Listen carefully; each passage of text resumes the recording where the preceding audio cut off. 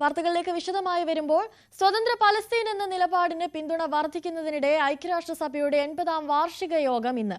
സ്വതന്ത്ര പലസ്തീൻ എന്ന നിലപാടിൽ ബ്രിട്ടൻ, കാനഡ, ഓസ്ട്രേലിയ, പോർച്ചുഗൽ എന്നീ രാജ്യങ്ങളുടെ നിലപാടിനൊപ്പം ഫ്രാൻസും അണിചേരുകയാണ്.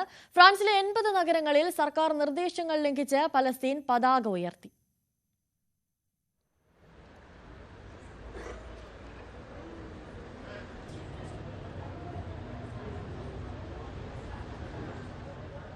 ഫോറിൻ ട്രാവൽ അഡ്വൈസിൽ UK പലസ്തീനെ ഉൾപ്പെടുത്തി. ഇറ്റലിയിലെ മിലാനിൽ പലസ്തീൻ ഐക്യദാർഢ്യ പ്രകടനം സംഘർഷത്തിൽ കലാശിച്ചു.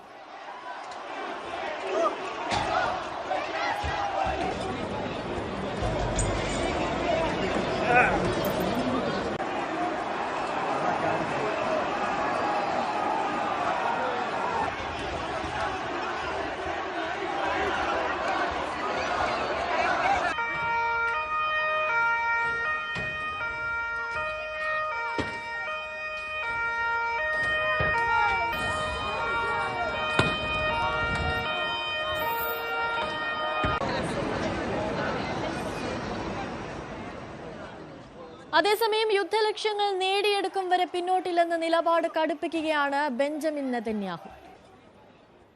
I have a clear message for those leaders who recognize a Palestinian state after the horrific massacre on October 7. You are giving a huge reward to terrorism. And I have another message for you. It will not happen. A Palestinian state will not be established west of the Jordan River. For years, I've prevented the establishment of this terrorist state, despite tremendous pressure both domestically and internationally. We did this with determination, and we did it with diplomatic wisdom. Moreover, we doubled Jewish settlement in Judea and Samaria, and we will continue on this path. American president Donald Trump ഇന്ന് UN സഭയിൽ സംസാരിക്കും. വിദേശകാര്യമന്ത്രി S. Jaishankar പങ്കെടുക്കും. വിവരങ്ങളുമായി അഭിലാഷ് രാധാകൃഷ്ണൻ ചേരുന്നുണ്ട്. അഭിലാഷ്, യോഗത്തിൽ ഇന്ത്യയുടെ നിലപാട് എന്തായിരിക്കുമെന്നത് പ്രധാനമല്ലേ? അനുശ്രയ, ഇന്ത്യയുടെ നിലപാട് പ്രധാനമാണ്.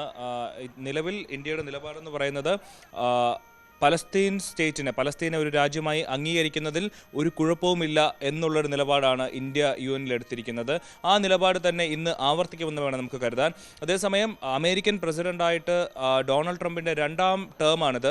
ആ 2ാം ടേമിൽ ആദ്യമായിട്ടാണ് UN പൊതുസഭയിൽ ഡൊണാൾഡ് ട്രംപ് സംസാരിക്കാൻ പോകുന്നത്. ആ ദിവസം തന്നെ പലസ്തീനും ഇസ്രായേലുമായിട്ടുള്ള സംഘർഷമാണ് ഏറ്റവും പ്രധാനമായിട്ട് ചർച്ചയ്ക്ക് എത്തുന്നത് എന്നുള്ളതാണ് പ്രധാനപ്പെട്ട കാര്യം. അതിൽ പലസ്തീനെതിരായിട്ടുള്ളൊരു നിലപാട് ശക്തമായി ഉന്നയിക്കാൻ തന്നെയാണ് ഡൊണാൾഡ് ട്രംപിന്റെ തീരുമാനം. നിലവിൽ 142ഓളം രാജ്യങ്ങൾ പലസ്തീനെ ഒരു സ്വതന്ത്ര രാജ്യമായിട്ട് അംഗീകരിക്കണമെന്ന് UN ആവശ്യപ്പെട്ട് കഴിഞ്ഞു. അതേസമയം തന്നെ അതിൽ 10ഓളം രാജ്യങ്ങൾ, അതിൽ നമ്മുടെ France, UK, Canada, Australia, Portugal, Malta തുടങ്ങിയിട്ടുള്ള രാജ്യങ്ങളെല്ലാം ഇപ്പോൾ തന്നെ അംഗീകരിച്ചു കഴിഞ്ഞു. പലസ്തീനെ ഒരു സ്വതന്ത്ര രാജ്യമായിട്ട് അംഗീകരിച്ചു കഴിഞ്ഞു. അതിൽ UK അവരുടെ ഫോറിൻ അഡ്വൈസ് പോളിസിയിൽ പലസ്തീനെ ഒരു സ്വതന്ത്ര രാജ്യമായി ഉൾപ്പെടുത്തി കഴിഞ്ഞിരിക്കുന്നു എന്നുള്ള പ്രധാനപ്പെട്ട കാര്യമാണ്. അതുപോലെ ഇറ്റലിയിലും നമ്മൾ കണ്ടതുപോലെ വലിയ രീതിയിലുള്ള സംഘർഷവും സമരങ്ങളും നടക്കുന്നുണ്ട്. പലസ്തീനെ സ്വതന്ത്ര രാജ്യമായിട്ട് അംഗീകരിക്കണമെന്ന് ആവശ്യപ്പെട്ടുകൊണ്ട്.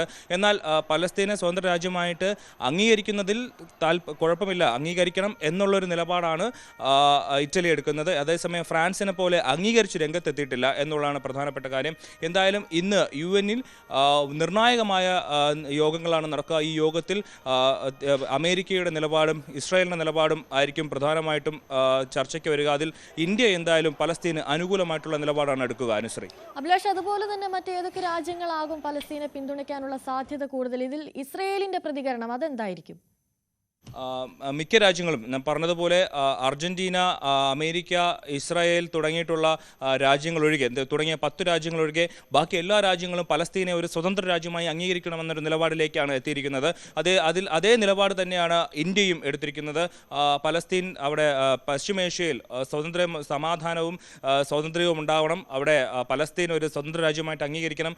സമാധാനം മിഡിൽ ഈസ്റ്റിൽ പുലരണം എന്നുള്ള നിലപാടാണ് ഇന്ത്യ എടുക്കുന്നത്. എന്നാൽ അതിശക്തമായ രീതിയിൽ ഫ്രാൻസിനെ പോലെയോ UK പോലെയോ ഒരു സ്വതന്ത്ര രാജ്യമായി ഇന്ത്യ പലസ്തീനെ ഇതുവരെ അംഗീകരിച്ചിട്ടില്ല. ആ ഒരു നിലപാടിലേക്ക് ഇന്ത്യ എത്തുമോ എന്നാണ് കണ്ടറിയേണ്ടത്. കാരണം അമേരിക്കയുമായിട്ടുള്ള ഒരു ബന്ധം പഴയതുപോലെയല്ല ഇപ്പോൾ ഇന്ത്യക്ക്. അതുകൊണ്ട് തന്നെ ഇന്ത്യക്ക് അത്തരത്തിലൊരു വലിയ സമ്മർദ്ദം അമേരിക്കയ്ക്ക് ഇന്ത്യക്ക് മേൽ ചുമത്താൻ കഴിയില്ല. ഇത്തരത്തിൽ ഒരു പക്ഷേ ഇന്ത്യക്ക് വേണമെങ്കിൽ പലസ്തീനെ ഒരു സ്വതന്ത്ര രാജ്യമായിട്ട് അംഗീകരിക്കാനുള്ള ഒരു സാധ്യതയുണ്ട്. പക്ഷേ അത്തരം ഒരു കടുത്ത നീക്കത്തിലേക്ക് ഇന്ത്യ പോകുമോ എന്നുള്ളതാണ് നമുക്ക് കണ്ടറിയേണ്ടത്. എന്തായാലും ഇന്നത്തെ പൊതുസഭയിൽ പലസ്തീനെ സംബന്ധിച്ച് നിർണായകമായ ദിവസമാണ് ഇന്ന്. ആരൊക്കെ എന്തൊക്കെ നിലപാടെടുക്കും അതിൽ UN എന്തായാലും ഈ ദ്വിരാഷ്ട്ര സിദ്ധാന്തം എന്ന് പറയുന്നതാണ് UN മുന്നോട്ട് വയ്ക്കുന്നത്. അതിൽ പലസ്തീനെ ഒരു സ്വന്തം രാജ്യമായിട്ട് അംഗീകരിച്ച് ഇസ്രായേൽ അംഗീകരിക്കണം, അമേരിക്ക അംഗീകരിക്കണം, അതിനുശേഷം അവർ ഗാസയിലെ യുദ്ധം ഉടൻ തന്നെ അവസാനിപ്പിക്കണം എന്നുള്ള നിലപാടാണ് യുഎന്നിലെ ഭൂരിപക്ഷ രാജ്യങ്ങൾക്കും അത് തന്നെയാണ് ആവശ്യം. അഭിലാഷ്, അതുപോലെ തന്നെ ഈ ഹമാസ് നിരായുധീകരിക്കണം എന്നൊരാവശ്യം അത് പലസ്തീൻ മുന്നോട്ട് വെച്ച ഒരു സാഹചര്യം, ഇത് പലസ്തീനകത്ത് എന്തെങ്കിലും തരത്തിലുള്ള സംഘർഷങ്ങൾ സൃഷ്ടിക്കാനുള്ള സാധ്യതയുണ്ടോ? അനുശ്രീ പറഞ്ഞതൊരു പ്രധാനപ്പെട്ട കാര്യമാണ്. ഈ ഹമാസിനെ തള്ളിക്കൊണ്ട് പലസ്തീൻ അതോറിറ്റി രംഗത്തെത്തി എന്നുള്ളതാണ് ഈ മണിക്കൂറിലെ ഏറ്റവും പ്രധാനപ്പെട്ട മറ്റൊരു വാർത്ത. അതായത് പലസ്തീൻ അതോറിറ്റിയുടെ പ്രസിഡന്റ് മഹ്മൂദ് അബ്ബാസ് ഇന്നലെ ന്യൂയോർക്കിൽ നടന്ന ഒരു പരിപാടിയിലാണ് ഓൺലൈനായി ചേർന്നുകൊണ്ടാണ് പറയുന്നത്. അതായത് പലസ്തീനെ സ്വതന്ത്ര രാജ്യമായിട്ട് അംഗീകരിച്ചാൽ ഹമാസിനെ നിരായുധീകരിക്കും, ഹമാസ് പലസ്തീൻ അതോറിറ്റിക്ക് മുന്നിൽ ആയുധം വച്ച് കീഴടങ്ങണം, അതുപോലെ വരുന്ന ഒരു വർഷത്തിനുള്ളിൽ പലസ്തീൻ സ്വതന്ത്ര രാജ്യമായാൽ വരുന്ന ഒരു വർഷത്തിനുള്ളിൽ അവിടെ തെരഞ്ഞെടുപ്പ് നടത്തുമെന്നും അവിടെ തെരഞ്ഞെടുപ്പിലൂടെ ഒരു സർക്കാരിനെ അധികാരത്തിൽ കൊണ്ടുവരുമെന്ന് താൻ ഉറപ്പ് നൽകുന്നതായിട്ട് മഹ്മൂദ് അബ്ബാസ് പറയുന്നുണ്ട്. അത് ഏറ്റവും നിർണായകമായ കാര്യമാണ്. ഈ പലസ്തീനെ സ്വതന്ത്ര രാജ്യമായിട്ട് അംഗീകരിച്ച എല്ലാ രാജ്യങ്ങളും ആവശ്യപ്പെട്ടത് പലസ്തീന സ്വാതന്ത്ര്യത്തിനൊപ്പം ഹമാസ് എന്ന് പറയുന്ന സംഘടനയെ നിരായുധീകരിക്കണം, അതിനെ ഒഴിവാക്കണം എന്നുള്ളതാണ് ഏറ്റവും പ്രധാനപ്പെട്ട ആവശ്യമായി. UK അടക്കമുള്ള ഫ്രാൻസ് അടക്കമുള്ള രാജ്യങ്ങൾ, പലസ്തീനെ സപ്പോർട്ട് ചെയ്ത രാജ്യങ്ങളെല്ലാം ഹമാസിനെ പിന്തള്ളുകയും ചെയ്തിരുന്നു അതേസമയം തന്നെ. അപ്പോൾ ഈ ഒരു സാഹചര്യത്തിലാണ് മഹ്മൂദ് അബ്ബാസ് ഇത്തരത്തിൽ ഹമാസിനെ പിന്തള്ളിക്കൊണ്ട് ഹമാസിനെ ഒരു തരത്തിലും അംഗീകരിക്കില്ല എന്നും നിരായുധീകരിക്കുമെന്നും പറഞ്ഞുകൊണ്ട് രംഗത്തെത്തിയിരിക്കുന്നത്. ഈ വിഷയത്തിൽ ഹമാസിന്റെ പ്രതികരണം ഇതുവരെ വന്നിട്ടില്ല. ഹമാസ് എന്തായാലും രാജ്യത്തിനകത്തൊരു പക്ഷേ പലസ്തീൻ അതോറിറ്റിക്കെതിരെ ഒരു വലിയ സംഘർഷമുണ്ടാകാനോ അല്ലെങ്കിൽ അവർക്കെതിരെ ഒരു വികാരമുണ്ടാകാനോ കഴിവുള്ള ഒരു പ്രസ്താവനയാണ് ഇപ്പോൾ മഹ്മൂദ് അബ്ബാസ് നടത്തിയിരിക്കുന്നത്. അതിൻ്റെ വരും വരായികൾ എന്താണെന്ന് ഒരുപക്ഷെ നമുക്ക് വരും മണിക്കൂറുകളിൽ തന്നെ അറിയാൻ പറ്റും. ഹമാസിന്റെ പ്രസ്താവന ചിലപ്പോൾ വന്നേക്കാം ഇതുമായി ബന്ധപ്പെട്ട്. എന്തായാലും പലസ്തീൻ അതോറിറ്റി ഹമാസിനെ തള്ളിക്കൊണ്ട് രംഗത്തെത്തി എന്നുള്ളത് പ്രധാനപ്പെട്ട കാര്യമാണ്. അതിൽ ഇസ്രായേൽ പറഞ്ഞൊരു കാര്യമുണ്ട്, പലസ്തീനെ ഒരു സ്വതന്ത്ര രാജ്യമായി അംഗീകരിക്കുക എന്നുള്ളത് ഹമാസിന് ഒരു റിവാർഡ് കൊടുക്കുന്നത് പോലെയാണ്, ഹമാസിനെ അംഗീകരിക്കുന്നതിന് തുല്യമാണ് എന്നുള്ളതാണ് ഇസ്രായേലിൻ്റെ നിലപാട്.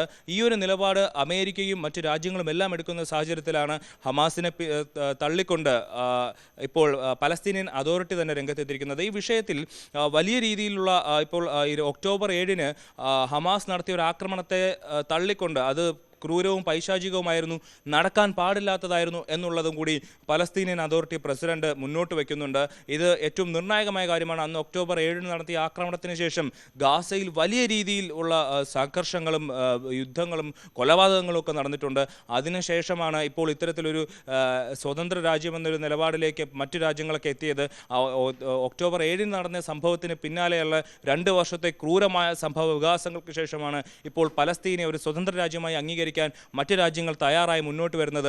ഈ സാഹചര്യത്തിലാണ് ഹമാസിനെ തള്ളിക്കൊണ്ട് പലസ്തീനിയൻ അതോറിറ്റി തന്നെ രംഗത്തെത്തിയിരിക്കുന്നത്. ഇത് പലസ്തീൻ എന്ന് പറയുന്ന രാജ്യത്ത്, അതുപോലെ ഗാസയ്ക്കകത്ത് ഏത് തരത്തിലുള്ള നിലപാടായിരിക്കും ഹമാസ് ഇനി എടുക്കുക? പലസ്തീൻ അതോറിറ്റിക്കെതിരെ ഹമാസ് നിലപാടെടുക്കുമോ? പലസ്തീൻ അതോറിറ്റി മഹ്മൂദ് അബ്ബാസിന്റെ ജീവന് ഭീഷണിയുണ്ടോ? തുടങ്ങിയിട്ടുള്ള കാര്യങ്ങളൊക്കെ ഇപ്പോൾ വലിയ ചർച്ചയാണ്.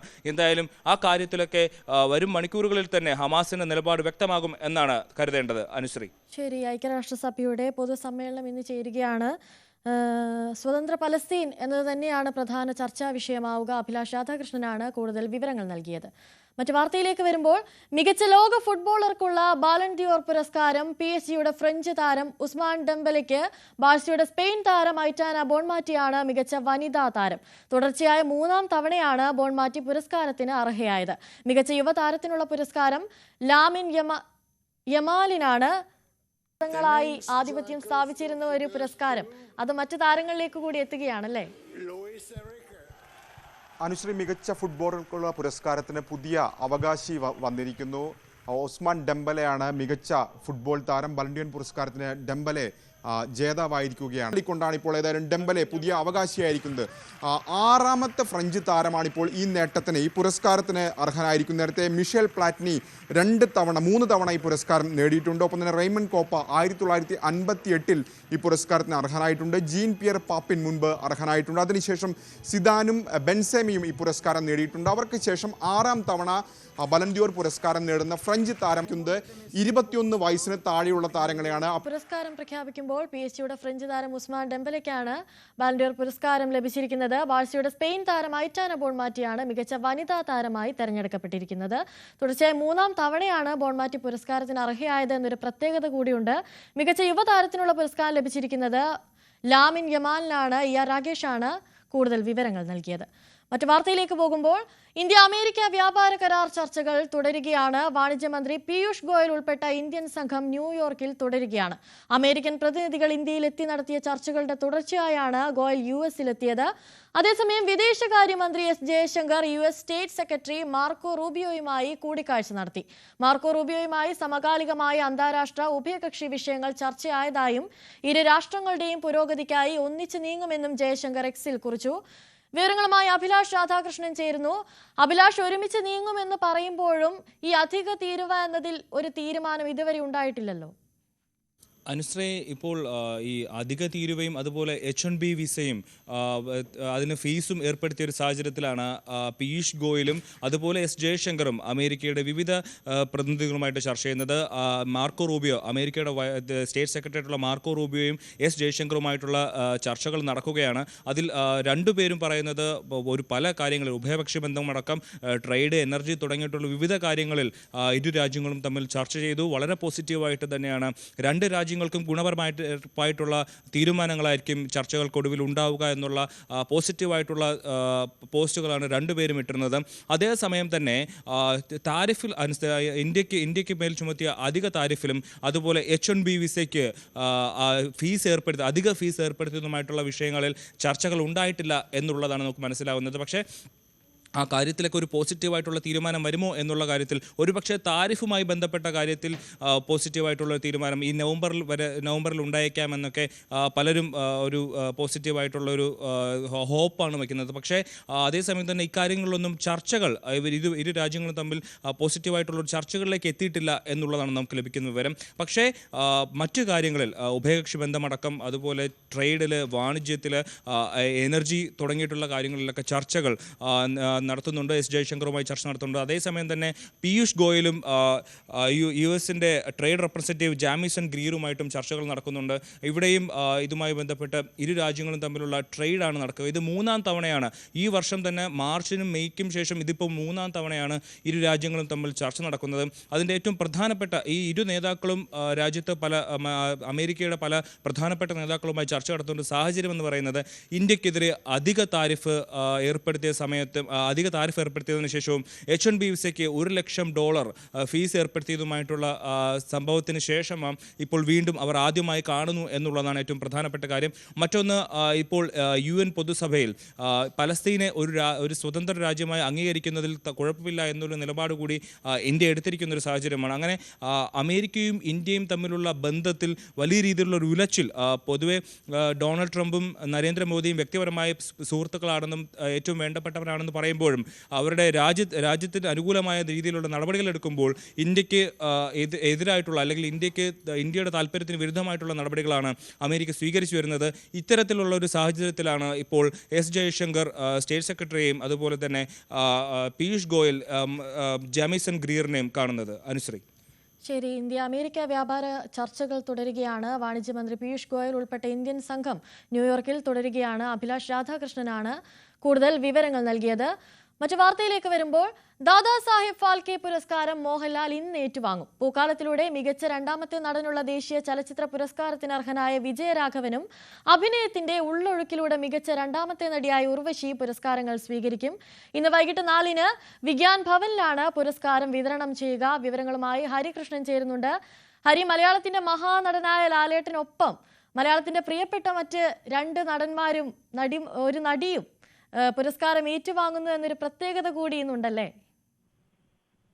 അനുശ്രീ 5 പുരസ്കാരങ്ങളാണ് മലയാള സിനിമയെ തേടിയെത്തുന്നത്, പ്രത്യേകിച്ച് ഇത്തവണത്തെ ദേശീയ ചലച്ചിത്ര പുരസ്കാരത്തിൽ. അതുകൊണ്ട് മലയാളത്തിന്റെ ഒരു വലിയ തിളക്കം എന്ന് തന്നെ നമുക്ക് സൂചിപ്പിക്കാം ഈ ഒരു ദേശീയ ചലച്ചിത്ര പുരസ്കാരം എന്ന് പറയുന്നത്. പ്രത്യേകിച്ച് ദാദാസാഹേബ് ഫാൽക്കെ പോലൊരു ഇന്ത്യയിലെ സിനിമാ ഇൻഡസ്ട്രിയിലെ ഏറ്റവും പരമോന്നതമായ പുരസ്കാരം ലാലേട്ടന്റെ കൈകളിലേക്കും കൂടി എത്തുന്ന ഒരു ദിവസവും കൂടിയാണ് ഇന്ന്. അതുകൊണ്ട് തന്നെ ഇന്ന് ദേശീയ ചലച്ചിത്ര പുരസ്കാരം പ്രഖ്യാപന ദിവസത്തിൽ ഉർവശിക്കും വിജയരാഘവനും എഡിറ്റർ മിഥുൻ മുരളിക്കും ഒക്കെ കിട്ടിയ അതേപോലത്തെ ഒരു ദിവസം, അല്ലെങ്കിൽ അന്ന് നമുക്ക് കിട്ടിയ ഏറ്റവും വലിയൊരു സന്തോഷം, അതേപോലെ തന്നെ ഇന്ന് കഴിഞ്ഞ 2 ദിവസങ്ങൾക്ക് മുമ്പ് ലാലേട്ടന് ദാദാസാഹേബ് ഫാൽക്കെ പുരസ്കാരം അനൗൺസ് ചെയ്തപ്പോൾ നമുക്ക് ലഭിച്ചതാണ്. അതിനുശേഷം മാധ്യമങ്ങളെ കണ്ടപ്പോഴും ലാലേട്ടന്റെ സന്തോഷം നമ്മൾ കണ്ടു. അതിനുശേഷം ഇന്നലെ കഴിഞ്ഞ ദിവസം ദൃശ്യം 3യുടെ പൂജാവേളയിലും മാധ്യമങ്ങളെ ലാലേട്ടൻ കണ്ടതാണ്. അപ്പോൾ എന്തായാലും മലയാളത്തിനെ സംബന്ധിച്ചിടത്തോളം ഇന്ന് വളരെ അഭിമാനകരമായ ഒരു ദിവസവും കൂടി തന്നെയായിരിക്കും. രാഷ്ട്രപതി ദ്രൗപദി മുർമു ഇന്ന് വൈകിട്ട് 4 മണിക്ക് ദില്ലിയിലെ വിഗ്യാൻ ഭവനിൽ വെച്ച് നടക്കുന്ന ചടങ്ങിൽ രാഷ്ട്രപതി ഈ പുരസ്കാരങ്ങൾ സമ്മാനിക്കും എന്നുള്ളതാണ് ഇതിന്റെ ഏറ്റവും പ്രധാനപ്പെട്ട കാര്യം. അതിനുശേഷം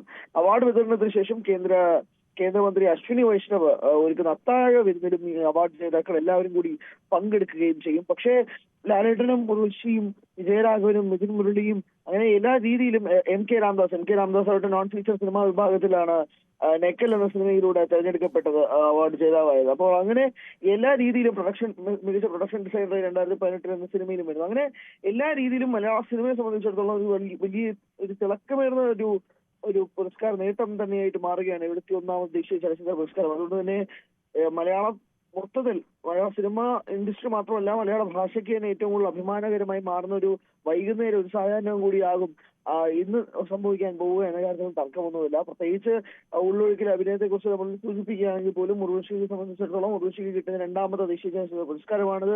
അച്ഛൻ്റെ അമ്മ എന്ന സിനിമയ്ക്ക് ശേഷം ഉർവശിക്ക് കിട്ടുന്നതാണ്. പക്ഷേ ഉർവശി തന്നെ ഒരു ചോദ്യങ്ങൾ ചോദിക്കുകയും ചെയ്തു. എന്തിന്റെ അടിസ്ഥാനത്തിലാണ് മികച്ച സഹനടിയും നടനും മികച്ച സഹനടി, മികച്ച നടി എന്നുള്ളതൊക്കെ വേർതിരിക്കുന്നത് എന്തിന്റെ അടിസ്ഥാനത്തിലാണ്? അഭിനയത്തിന്റെ അടിസ്ഥാനത്തിലാണെങ്കിൽ അത് എന്തിന്റെ മാനദണ്ഡമാണെന്ന് എന്ന് ചോദിച്ചു. കിട്ടുന്ന അവാർഡ് ഉൾപ്പെടെ വാങ്ങിച്ചിട്ട് പോകണമെന്ന് പറയുന്നത് പെൻഷൻ കാശ് അല്ല എന്നുള്ള കൃത്യമായ എതിർപ്പ് ഉർവശി അറിയിക്കുകയും ചെയ്തിരുന്നു ദേശീയ ചലച്ചിത്ര പുരസ്കാര ജൂറിക്കെതിരെ. അതുകൊണ്ട് തന്നെ ഇന്നത്തെ ദിവസം ഉർവശി വരുമ്പോഴേക്കും അത് പ്രതിഷേധത്തിന് സാധ്യതയും കൂടി ഉണ്ടാകുമോ എന്നൊരു വലിയ ചോദ്യം കൂടിയുണ്ട്. കാരണം ഉർവശിക്ക് എന്തായാലും ഒരു മികച്ച സഹനടി എന്നുള്ളൊരു അവാർഡ് കിട്ടിയിരുന്ന സമയത്ത് മാധ്യമങ്ങളെല്ലാം അത് ആഘോഷിച്ചെങ്കിൽ പോലും ഉർവശിയുടെ ചിന്ത മറ്റൊന്നായിരുന്നു എന്നുള്ളത് വേണം പറയാൻ. വിജയരാഘവനും കൃത്യമായ രീതിയിൽ തന്നെ ഉർവശി പറയുകയും ചെയ്തു. എന്തിന്റെ അടിസ്ഥാനത്തിലാണ് മികച്ച സഹനടനാക്കി മാറ്റുകയും എന്തുകൊണ്ട് മികച്ച നടനായിട്ട് കൊടുത്തില്ല എന്ന രീതിയിലുള്ള ചോദ്യങ്ങൾ ഉർവശി മാധ്യമങ്ങൾ പോലും ചോദിക്കുകയും ചെയ്തിരുന്നു. അങ്ങനെ കിട്ടുന്നത് വാങ്ങിച്ചുകൊണ്ട് പോകാൻ ഇത് പെൻഷൻ കാശല്ല എന്നുള്ള ഉർവശിയുടെ പ്രസ്താവന വളരെയധികം ചർച്ച ചെയ്യപ്പെട്ടിരുന്നതാണ് ദേശീയ ചലച്ചിത്ര പുരസ്കാര വേളയിൽ.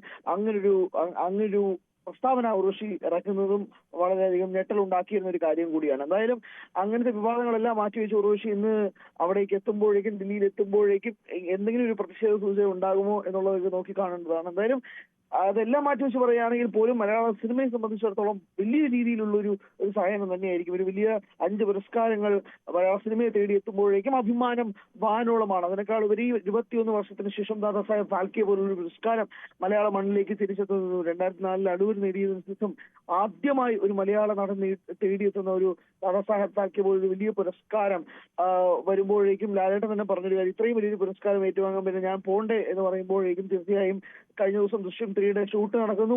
ഉച്ചവരെ ദൃശ്യം 3യുടെ ഷൂട്ട് നടക്കുന്നു. അതിനുശേഷം ലാലേട്ടനും കുടുംബവും ഒത്ത് ഇവിടെ ഡൽഹിയിലേക്ക് വരികയും ചെയ്യുകയായിരുന്നു. എന്തായാലും ഈ പുരസ്കാരം ഏറ്റുവാങ്ങുകയും ചെയ്തു.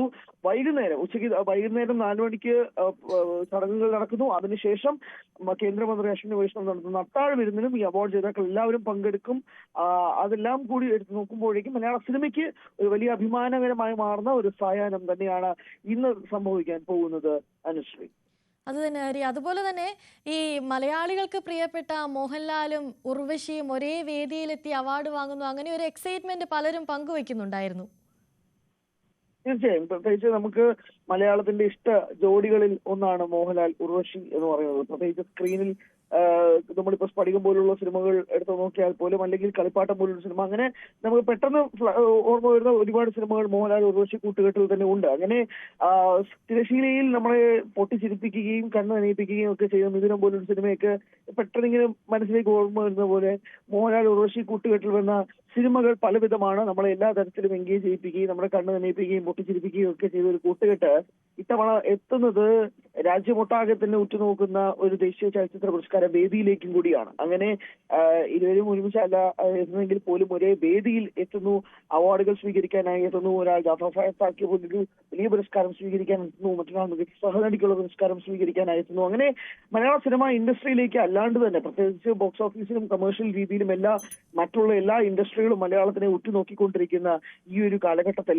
അവാർഡിലും നമ്മൾ പുറകിലോട്ടല്ല, നമ്മൾ അവാർഡ് രീതിയിലും സമ്പന്നരാണ് എന്ന് വിളിച്ചോതുന്ന ഒരു ദേശീയ ചലച്ചിത്ര പുരസ്കാരവും കൂടിയാണ് ഇത് എന്നുള്ള കാര്യത്തിൽ ഒരു തർക്കവുമില്ല. അതുകൊണ്ട് തന്നെയാണ് നിലവിലത്തെ സാഹചര്യത്തിൽ, പ്രത്യേകിച്ച് 2025 പോലൊരു വർഷത്തിൽ മലയാള സിനിമ എത്തി നിൽക്കുന്ന കൈകൾ എന്ന് പറയുന്നത് തന്നെ മറ്റ് ഇൻഡസ്ട്രികൾ എല്ലാവരും അസൂയയോടെ നോക്കിക്കാണുന്ന രീതിയിലേക്ക് തന്നെയാണ് മാറുന്നത്. 2023 ചിത്രങ്ങൾക്ക് വേണ്ടിയിട്ടാണ് തവണ പുരസ്കാരങ്ങൾ പ്രഖ്യാപിച്ചിരിക്കുന്നത് എന്നുള്ളതാണ്. ഉള്ളൊഴിക്കുന്ന ചിത്രത്തിലൂടെയാണ് ഉർവശിക്ക് കിട്ടുന്നത്, വിജയരാഘവന് കിട്ടുന്നത് പൂക്കാലം എന്ന സിനിമയിലൂടെയാണ്. ലാലേട്ടനാവട്ടെ സിനിമയിലൂടെയുള്ള സമഗ്ര സംഭാവനയ്ക്ക് വേണ്ടിയിട്ട് ദാദാസാഹേബ് പോലൊരു വലിയ പുരസ്കാരവും ലഭിക്കുന്നു. അംശ സൂചിപ്പിച്ചതുപോലെ തന്നെ മോഹൻലാലും ഉർവശിയും കൂടി ഒരു വേദിയിൽ എത്തുക എന്ന് പറയുന്നത് മലയാളികൾക്ക് ഒരു വലിയ അഭിമാനം നൽകുന്നതാണ്, അതോടൊപ്പം തന്നെ സന്തോഷം നൽകുന്നതാണ്. ഈ ഒരു കൂട്ടുകെട്ട് നമ്മളെ എത്രയോ വർഷക്കാലമായിട്ട് എല്ലാ രീതിയിലുമുള്ള ഇമോഷൻസിലൂടെ കൊണ്ടുപോയിക്കൊണ്ടിരിക്കുന്ന ഒരു കൂട്ടുകെട്ടാണ്.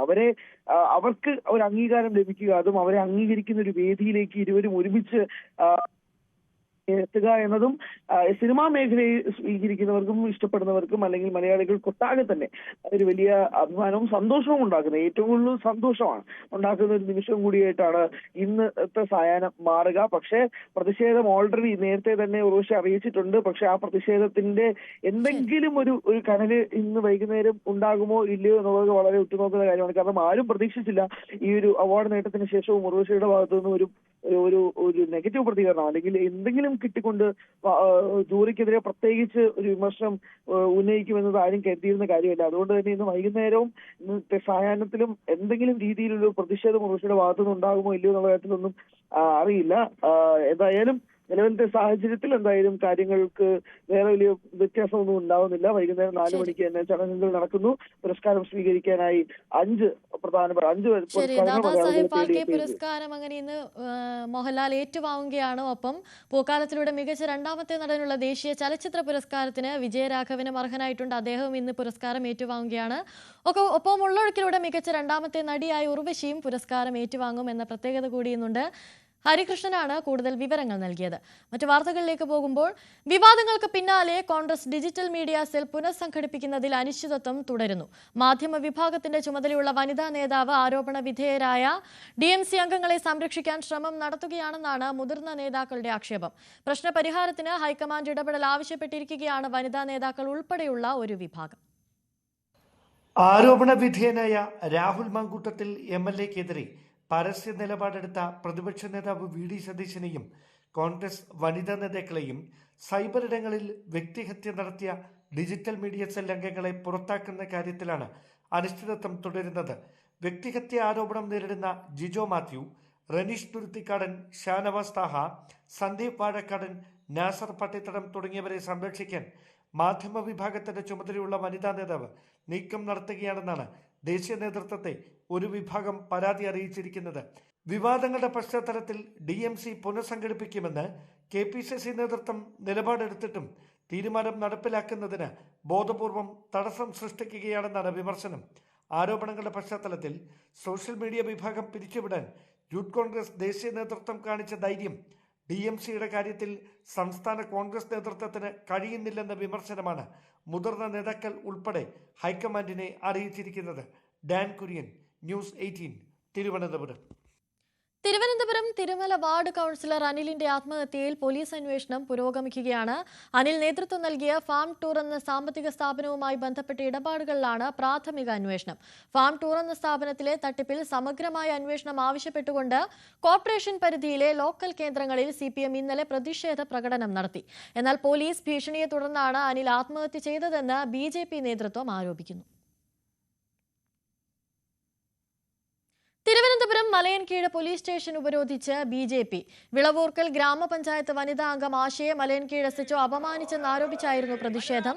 പരാതി നൽകാനെത്തിയ ആശയോട് ഉദ്യോഗസ്ഥർ തട്ടിക്കയറിയെന്നും പരാതി സ്വീകരിച്ചില്ലെന്നുമാണ് ആക്ഷേപം. തിങ്കളാഴ്ച വൈകിട്ട് പ്രതിഷേധവുമായി എത്തിയ BJP പ്രവർത്തകരെ ഉന്നത പോലീസ് ഉദ്യോഗസ്ഥർ ഇടപെട്ടാണ് ശാന്തരാക്കിയത്. തുടർന്ന് പഞ്ചായത്ത് അംഗത്തിന്റെ നേതൃത്വത്തിൽ കൊണ്ടുവന്ന പരാതി അന്വേഷിച്ച് വേണ്ട നടപടി സ്വീകരിക്കാമെന്ന ഉറപ്പിന്മേൽ പ്രതിഷേധക്കാർ പിരിഞ്ഞുപോയി.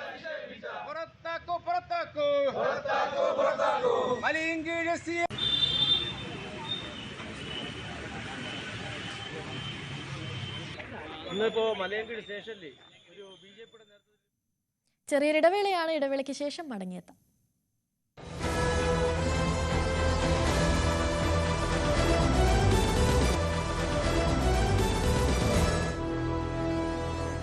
തിരികെ വാർത്തകളിലേക്ക് വരുമ്പോൾ, കൊച്ചി പുറംകടലിൽ മുങ്ങിയ കപ്പലിൽ നിന്നുള്ള കണ്ടെയ്നറുകൾ കൊല്ലത്തെ മത്സ്യത്തൊഴിലാളികളുടെ വലകൾ നശിപ്പിക്കുന്നതായി പരാതി. ശക്തികുളങ്ങര, നീണ്ടകര എന്നിവിടങ്ങളിൽ നിന്നുള്ള 108 ബോട്ടുകളും 37 വള്ളങ്ങൾക്കുമാണ് ഈ ദുരനുഭവമുണ്ടായത്. മൊത്തം 1.75 കോടി രൂപയുടെ നാശനഷ്ടമുണ്ടായതായാണ് കണക്കാക്കുന്നത്.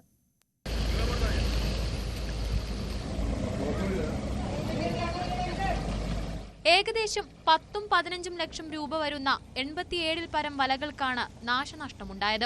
വാടി, മരുത്തടി, ശക്തികുളങ്ങര, നീണ്ടകര, ചവറ, കരുനാഗപ്പള്ളി എന്നിവിടങ്ങളിലെ മത്സ്യത്തൊഴിലാളികൾക്കാണ് കണ്ടെയ്നറുകൾ തലവേദന സൃഷ്ടിക്കുന്നത്. ചിലരുടെ ബോട്ടുകൾക്കും കേടുപാടുകൾ സംഭവിച്ചിട്ടുണ്ട്. ആകെ 1.75 കോടി രൂപയുടെ നാശനഷ്ടം ഉണ്ടായതായാണ് കണക്കാക്കുന്നത്. രാവിലെ 6:30 വലയിട്ട് 10 മിനിറ്റ് കഴിഞ്ഞപ്പോൾ 6:40 സ്പീഡ് കുറഞ്ഞു. GPS സ്പീഡ് പറയുമ്പോൾ ലോഡ് പിടിക്കുമ്പോഴാണ് സ്പീഡ് പറയുന്നത്. വലയെടുത്തപ്പോൾ ഈ സാധനം കയറി അടിച്ച് മേലോട്ട് വന്നപ്പോൾ ഇതിൻ്റെ വെയിറ്റ് കാരണം ലോക്ലസിൻ്റെ ഇതെല്ലാം ഒടിഞ്ഞു. കപ്പലിൽ നിന്ന് ഒഴുകി നടക്കുന്ന കണ്ടെയ്നറുകൾ മത്സ്യത്തൊഴിലാളികളുടെ വലകൾക്ക് നാശനഷ്ടമുണ്ടാക്കുന്നതായി ഗ്രീൻ പീസ് ഇന്ത്യ നടത്തിയ പഠനത്തിൽ കണ്ടെത്തിയിരുന്നു. എന്നാൽ കപ്പൽ കമ്പനിയിൽ നിന്ന് നഷ്ടപരിഹാര തുക ലഭിക്കുന്നത് എന്നെന്നില്ലാതെ നീളുകയാണ്. ഇതോടെ വലകളും മറ്റ് മത്സ്യബന്ധന ഉപകരണങ്ങളും നഷ്ടപ്പെട്ട 100 കണക്കിന് മത്സ്യത്തൊഴിലാളികളുടെ ജീവിതമാണ് വഴിമുട്ടിയത്. മത്സ്യം ലഭ്യമാവുന്ന സ്ഥലത്ത് മത്സ്യബന്ധനം നടത്താൻ കഴിയാത്ത സ്ഥിതി മത്സ്യത്തൊഴിലാളികൾക്കുണ്ട് എന്നുള്ളതാണ്. ഈ പ്രശ്നത്തിൽ അടിയന്തരമായി ഗവൺമെന്റുകളുടെ ഇടപെടലുണ്ടാകണം, പരിഹാരം കണ്ടെത്തണം. ശക്തികുളങ്ങര, നീണ്ടകര എന്നിവിടങ്ങളിൽ നിന്നുള്ള 108 ബോട്ടുകൾക്കും 37 വള്ളങ്ങൾക്കുമാണ് ഈ ദുരനുഭവം ഉണ്ടായത്. നിലവിൽ ഓരോ ദിവസവും ഉണ്ടാകുന്ന ഭീമമായ നഷ്ടം സഹിച്ചാണ് മത്സ്യത്തൊഴിലാളികൾ കടലിൽ പോകുന്നത്. ഇന്ധന ചെലവിനു പുറമെ ബോട്ടുകൾക്കും വള്ളങ്ങൾക്കും ഉണ്ടാകുന്ന കേടുപാടുകൾ പരിഹരിക്കാൻ ആവശ്യമായ തുക ഇവർക്കൊരു ഇരുട്ടടി കൂടിയാണ്. നഷ്ടപരിഹാര തുക ഉടൻ ലഭിച്ചില്ലെങ്കിൽ പല കുടുംബങ്ങളും കടക്കെണിയിലാകുമെന്നാണ് തൊഴിലാളികൾ പറയുന്നത്. ന്യൂസ് 18 കൊല്ലം. കൊല്ലം ഓച്ചിറയിൽ KSRTC ഡ്രൈവർക്ക് ഓട്ടോറിക്ഷ ഡ്രൈവറുടെ മർദ്ദനം. വാഹനം തട്ടിയതുമായി ബന്ധപ്പെട്ട തർക്കമാണ് മർദ്ദനത്തിൽ കലാശിച്ചത്.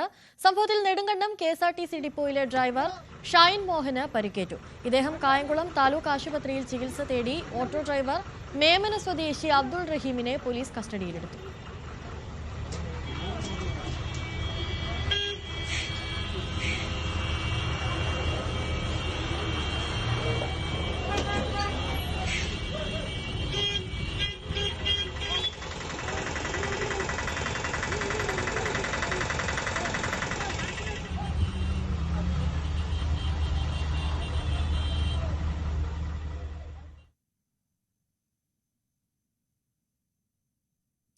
ഇടമലക്കുടിയിൽ ആന ഉൾപ്പെടെയുള്ള വന്യമൃഗങ്ങളുടെ ശല്യം രൂക്ഷമാകുമ്പോഴും പ്രതിരോധ മാർഗങ്ങൾ കാര്യക്ഷമമല്ല. ഇടമലക്കുടിയിൽ പ്രവർത്തിക്കുന്ന ട്രൈബൽ LP സ്കൂളിന് സംരക്ഷണമൊരുക്കാൻ ചുറ്റുമതിൽ പോലും സ്ഥാപിച്ചിട്ടില്ല. പകൽ സമയത്തും ആനകൾ എത്തുന്ന സാഹചര്യമാണ് നിലവിലുള്ളത്. പൂർണ്ണമായും വനമേഖലയ്ക്കുള്ളിൽ സ്ഥിതി ചെയ്യുന്ന പഞ്ചായത്താണ് ഇടമലക്കുടി. പഞ്ചായത്തിലെ ജനവാസ മേഖലയിൽ വന്യമൃഗങ്ങൾ ഇറങ്ങുന്നത് പതിവ് കാഴ്ചയാണ്. പഞ്ചായത്ത് ഓഫീസ് അടക്കമുള്ള സ്ഥാപനങ്ങൾക്ക് ഫെൻസിംഗ് സ്ഥാപിച്ചിട്ടുണ്ടെങ്കിലും ജനവാസ മേഖലയിലേക്ക് വന്യമൃഗങ്ങൾ കടക്കാതിരിക്കാൻ പ്രതിരോധ മാർഗങ്ങൾ ഒരുക്കിയിട്ടില്ല. കൊച്ചുകുട്ടികൾ പഠിക്കുന്ന ഇടമലക്കുടിയിലെ LP സ്കൂളിന് കെട്ടിടവും അനുബന്ധ സംവിധാനങ്ങളും ഒരുക്കിയിട്ടുണ്ടെങ്കിലും ചുറ്റുമതിലോ സുരക്ഷാവേലിയോ സ്ഥാപിച്ചിട്ടില്ല. കേരളത്തിലെ ഏക ഗോത്രവർഗ പഞ്ചായത്താണ് ഇടമലക്കുടി എന്ന് പറയുന്നത്. അവിടെ ഒരു LP സ്കൂളുമുണ്ട്. ആ സ്കൂളിന് മുഴുവൻ ചുറ്റുപാടും വനമാണ്. അപ്പോൾ മൃഗങ്ങളുടെ ശല്യം വളരെ രൂക്ഷമായിക്കൊണ്ടിരിക്കുകയാണ്. നിരന്തരമായി ആന, കാട്ടുപോത്ത് മുതലുള്ള എല്ലാ മൃഗങ്ങളും അവിടെ വരുന്നുണ്ട്. നമുക്ക് സ്കൂളിന് ചുറ്റുമതിലില്ലാത്തതുകൊണ്ട് ഒരു വേലി പോലും ഇല്ലാത്തതുകൊണ്ട് പിള്ളേരെ പുറത്തിറക്കി വിടാനോ കളിക്കാൻ വിടാനോ മൂത്ര സൗകര്യത്തിന് ഒരു കാര്യത്തിനും നമുക്ക് അവിടെ സൗകര്യമില്ലാത്തൊരവസ്ഥയുണ്ട്. അതിന് എത്രയും പെട്ടെന്ന് ഒരു ചുറ്റുമതിൽ ആണെങ്കിൽ പോലും എന്താണെങ്കിലും കാണിച്ച് ഞങ്ങൾക്ക് പിള്ളേർക്ക് ഒന്ന് രക്ഷിക്കാൻ, അതായത് മൃഗങ്ങളിൽ നിന്ന് രക്ഷിക്കാൻ ഉള്ള ഒരു ചെറിയ നടപടി ചെയ്തു തരണമെന്ന് ഞങ്ങൾ വിനീതമായി അപേക്ഷിക്കുകയാണ്. സ്കൂളിന് ചുറ്റും കാടുകൾ വളർന്ന് വനസമാനമായ അന്തരീക്ഷമാണ്. അതുകൊണ്ട് തന്നെ കുട്ടികളെ പുറത്തേക്കിറക്കാനും അധ്യാപകർക്ക് ഭയമാണ്. ശൗചാലയമടക്കം സ്ഥിതി ചെയ്യുന്നത് കാടിനോട് ചേർന്നാണ് എന്നതും വലിയ പ്രതിസന്ധിയാണ് സൃഷ്ടിക്കുന്നത്. ന്യൂസ് 18 ഇടുക്കി. പാലക്കാട് നെല്ലിയാമ്പതിയിൽ വീണ്ടും ചില്ലിക്കൊമ്പൻ ഇറങ്ങി. ഫാം തൊഴിലാളികൾ താമസിക്കുന്ന ലയത്തിന് സമീപമെത്തിയ ആന മണിക്കൂറുകളോളമാണ് ഭീതി പരത്തിയത്. തുടർന്ന് പ്രദേശത്തെ മരങ്ങളിൽ നിന്ന് പേരയ്ക്ക തിന്നതിന് ശേഷമാണ് ചില്ലിക്കൊമ്പൻ മടങ്ങിയത്. കഴിഞ്ഞ 2 ദിവസങ്ങളിലായി പ്രദേശത്ത് ആനയുടെ സാന്നിധ്യമുണ്ടെന്നാണ് നാട്ടുകാർ പറയുന്നത്. വില്ലേജ് ഓഫീസിന് സമീപവും ആന എത്തിയിരുന്നു. വനംവകുപ്പ് അധികൃതർ പ്രദേശത്തെത്തി പരിശോധന നടത്തി. മേഖലയിൽ വിനോദസഞ്ചാരികൾക്ക് കർശന നിയന്ത്രണവും ഏർപ്പെടുത്തിയിട്ടുണ്ട്.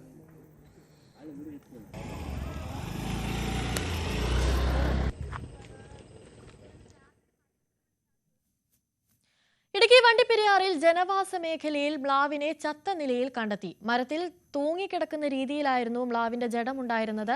തോട്ടം തൊഴിലാളികൾ വനംവകുപ്പിനെ വിവരമറിയിച്ചതിനെ തുടർന്ന് ഉദ്യോഗസ്ഥർ സ്ഥലത്തെത്തി പരിശോധന നടത്തി.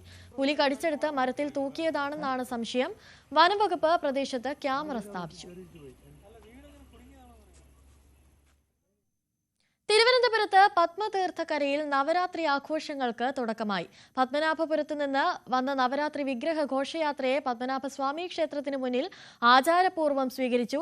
ജില്ലാ അതിർത്തിയായ കളിയിക്കാവിളയിൽ ഗവർണർ രാജേന്ദ്ര ആർലേക്കറാണ് ഘോഷയാത്രയെ സ്വീകരിച്ചത്.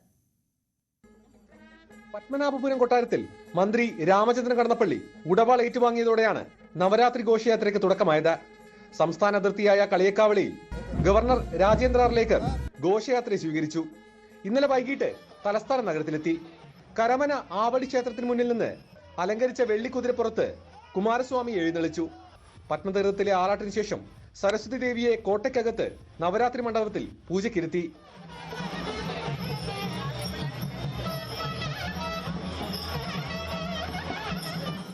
വേളിമല കുമാരസ്വാമിയെ ആര്യശാല ക്ഷേത്രത്തിലും ശുചീന്ദ്രം മുന്നുറ്റി നങ്കെ ചെന്തിട്ടയിലുമാണ് പൂജിക്കുന്നത്. പത്മനാഭസ്വാമി ക്ഷേത്രത്തിന് മുന്നിലെ നവരാത്രി മണ്ഡപത്തിൽ ഇനിയുള്ള ദിവസങ്ങൾ വലിയ തിരക്കായിരിക്കും. പൂജവെപ്പ് തൊഴാൻ നാടിന്റെ നാനാഭാഗങ്ങളിൽ നിന്ന് ഭക്തരെത്തും.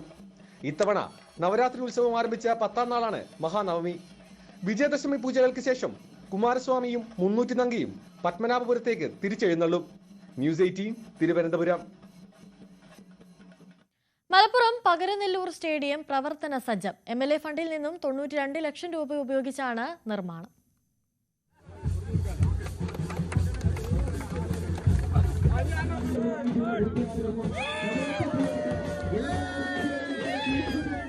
കുറ്റിപ്പുറം പഞ്ചായത്തിലെ പകരനെല്ലൂർ സ്റ്റേഡിയം യാഥാർത്ഥ്യമായി. MLA ഫണ്ടിൽ നിന്നുള്ള പണം ഉപയോഗിച്ചാണ് നിർമ്മാണം.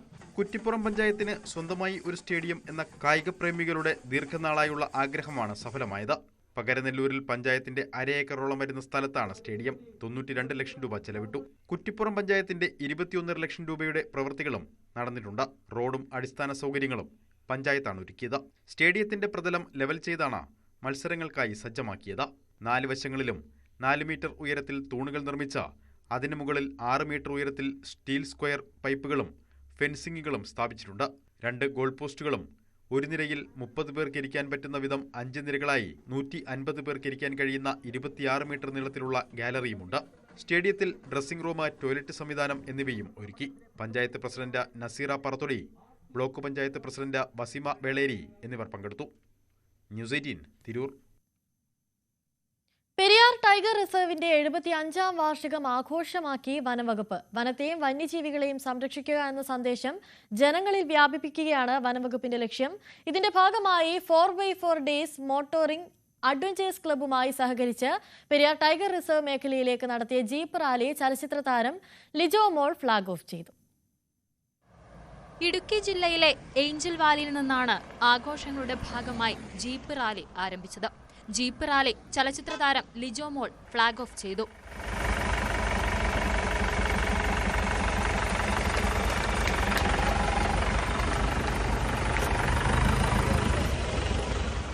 പെരിയാർ ടൈഗർ റിസർവിന്റെ വാർഷികാഘോഷ ചടങ്ങിൽ പങ്കെടുക്കാൻ കഴിഞ്ഞതിന്റെ സന്തോഷം ലിജോ മോൾ പങ്കുവച്ചു. എനിക്കിത് പുറത്തു നിന്നുള്ള ഒരു പരിപാടിയിൽ ഞാൻ പങ്കെടുക്കാൻ വരുന്ന പോലെയല്ല.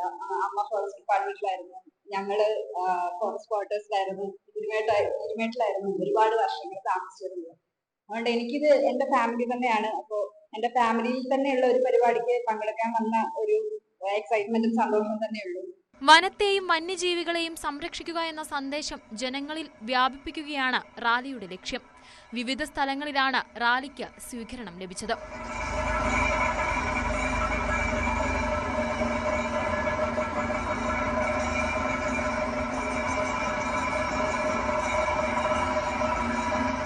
തേക്കടിയിലെത്തിയ റാലി ടീമിന് ആവേശകരമായ സ്വീകരണമാണ് വനം വകുപ്പ് നൽകിയത്.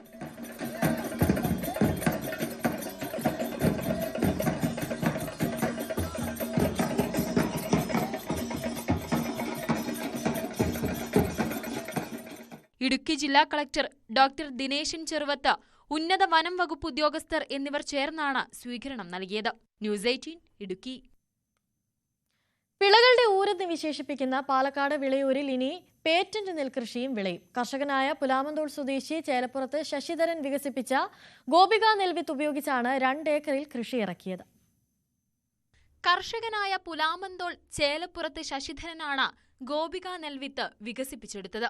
ഇക്കഴിഞ്ഞ ജൂണിൽ പേറ്റന്റ് ലഭിച്ചതോടെയാണ് പാലക്കാട് വിളയൂരിൽ ഗോപിക വിത്ത് വിളയിക്കാൻ ഒരുങ്ങുന്നത്. കരിങ്ങനാട് പാടശേഖരത്തിലെ 2 ഏക്കറിലാണ് നെൽകൃഷി ഇറക്കിയത്. കൃഷിയുടെ വിത്തിടൽ നടന്നു. ശശിധരൻ 8 വർഷത്തോളമായി നടപ്പാക്കിയ പരീക്ഷണത്തിന് ശേഷമാണ് ഗോപിക നെൽവിത്തിന് പേറ്റന്റ് ലഭിച്ചത്. പട്ടാമ്പി നെല്ലു ഗവേഷണ കേന്ദ്രം, ഹൈദരാബാദിലെ നാഷണൽ ഇന്നൊവേഷൻ ഫൗണ്ടേഷൻ, കേന്ദ്ര സർക്കാരിന് കീഴിലുള്ള പ്ലാൻ പ്രൊട്ടക്ഷൻ വെറൈറ്റി അതോറിറ്റി എന്നിവയുടെ നിരീക്ഷണത്തിലായിരുന്നു പ്രവർത്തനങ്ങൾ. പുലാമന്തോളിലും ആലത്തൂരിലും ഈ പുതിയ നെൽവിത്ത് പരീക്ഷിച്ച് മികച്ച വിളവ് ലഭിച്ചിരുന്നതായി ശശിധരൻ പറഞ്ഞു.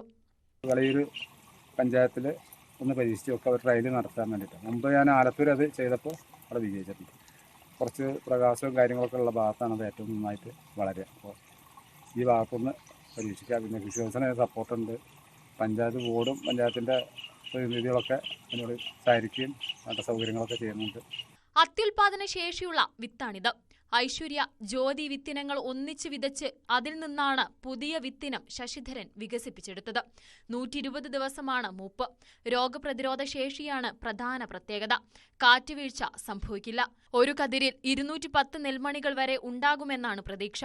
Panchayat സാരഥികളുടെ സാന്നിധ്യത്തിലായിരുന്നു വിത്തിറക്കൽ. News 18 Palakkad.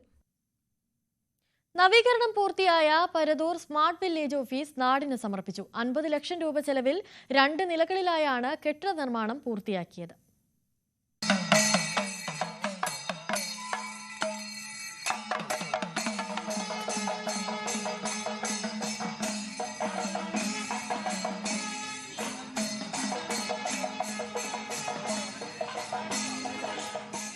Parathur village office കെട്ടിടം കാലപ്പഴക്കത്താൽ ഏറെ ശോചനീയ അവസ്ഥയിലായിരുന്നു. ഈ സാഹചര്യത്തിലാണ് 50 ലക്ഷം രൂപ ചെലവഴിച്ച് പുതിയ കെട്ടിടം നിർമ്മിച്ചത്. ഉദ്യോഗസ്ഥർക്കും വിവിധ ആവശ്യങ്ങൾക്കായി എത്തുന്ന ജനങ്ങൾക്കും മികച്ച സൗകര്യം പ്രദാനം ചെയ്യുന്ന 2 നില കെട്ടിടമാണ് നിർമ്മിച്ചത്. റവന്യൂ വകുപ്പ് മന്ത്രി കെ രാജൻ ഉദ്ഘാടനം നിർവഹിച്ചു. പരിപാടിയിൽ തദ്ദേശ സ്വയംഭരണ വകുപ്പ് മന്ത്രി MP രാജേഷ് അധ്യക്ഷനായി. ഭിന്നശേഷിക്കാർക്കായി റാം സൗകര്യം, പൊതുജനങ്ങൾക്കും ഉദ്യോഗസ്ഥർക്കും ശുചിമുറികൾ, ഡൈനിങ് ഹാൾ എന്നിവയടക്കം മികച്ച സൗകര്യമാണ് കെട്ടിടത്തിൽ വിഭാവനം ചെയ്തിരിക്കുന്നത്. ജനപ്രതിനിധികൾ, വിവിധ രാഷ്ട്രീയ പാർട്ടി പ്രതിനിധികൾ, വകുപ്പ് ഉദ്യോഗസ്ഥർ തുടങ്ങിയവർ പങ്കെടുത്തു. ന്യൂസ് 18 പാലക്കാട്. ഗോത്ര സംസ്കാരത്തിന്റെ പൈതൃകം വെളിപ്പെടുത്തുന്ന മുനിയറകൾ ഇടുക്കിയിൽ ധാരാളമായുണ്ട്. ജില്ലാ ആസ്ഥാനത്തുമുണ്ട് അത്തരത്തിൽ ചില മുനിയറകൾ.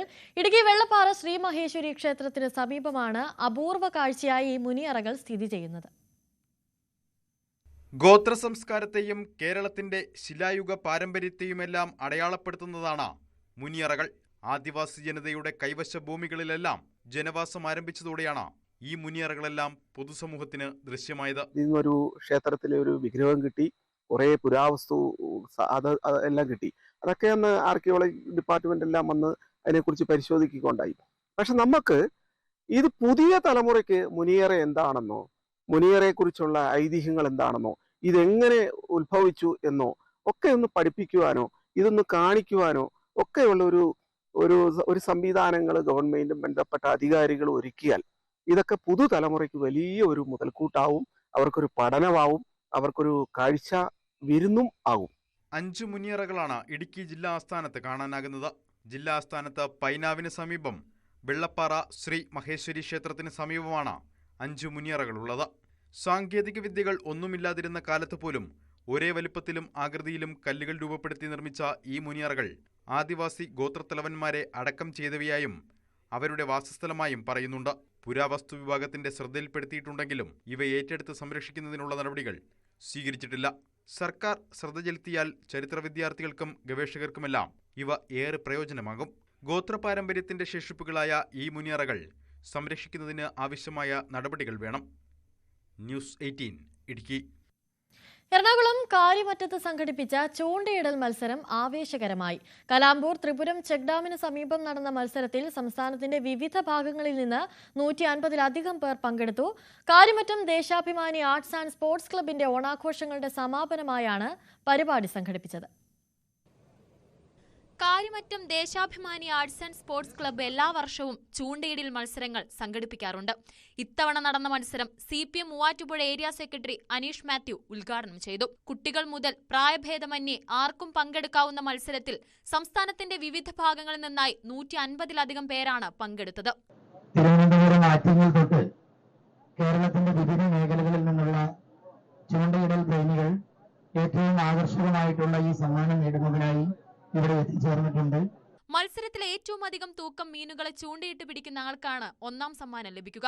5001 രൂപയും 10001 രൂപ വിലയുമുള്ള മെഷീൻ ചൂണ്ട സെറ്റുമാണ് ഒന്നാം സമ്മാനം. 2001 രൂപയും 3500 രൂപ വിലയുള്ള മെഷീൻ ചൂണ്ട സെറ്റ് രണ്ടാം സമ്മാനമായി നൽകി.